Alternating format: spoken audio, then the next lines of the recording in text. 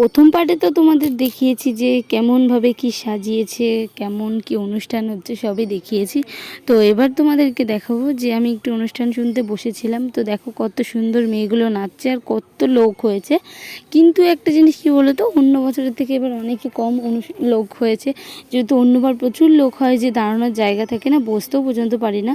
তো এবার একটু কম লোক হয়েছে তার অনুযায়ী। কিন্তু দেখো মেয়েগুলো কি সুন্দর নাচছে। আর ওদের সাথে আমাদের এখানকার কিছু বাচ্চা মেয়েরাও যোগ দিয়েছে। জানো তো, ওরা খুব বাচ্চা মেয়ে পছন্দ, মানে মেয়ে বলো ছেলে বলো, বাচ্চাদেরকে খুবই পছন্দ করে। ওরা আমাদের এখানকার বাচ্চাগুলোর সাথে খুবই মজা করে। প্রত্যেক বছরই এই দলটাকে আনা হয় যাতে একটু বাচ্চারা মজা করতে পারে আর আমরাও একটু মজা নিতে পারি। তো দেখো, আর এই মেয়েটাকে না আমার খুবই পছন্দ হয়েছে, এত সুন্দর করে সেজেছে। তো যাদের যাদের একে পছন্দ হয়েছে অবশ্যই আমাকে কমেন্টে একটা এসএমএস করে দাও বা কমেন্ট করে দাও, আমি তোমাদেরকে নাম্বারটা সেন্ড করে দেবো। আমার কাছে কিন্তু নাম্বার আছে, তোমরা যদি কমেন্ট করো অবশ্যই আমি তোমাদেরকে নাম্বারটা সেন্ড করে দেবো। এবার অনেকেই হয়তো বলবে যে হ্যাঁ সত্যি এবার কমেন্ট করতে হবে যাতে নাম্বারটা পাই। আরে না না, আমি মিথ্যে কথা বলছি। তো দেখো, তারপরে ফুচকা খেতে চলে এসেছে। আর এখানে ফুচকাটা দারুণই ছিল, খুব ভালোই হয়েছিল, কিন্তু চক ডলটা একটু টক কম ছিল। দেখো আমি তোতলে যাচ্ছি কেমন।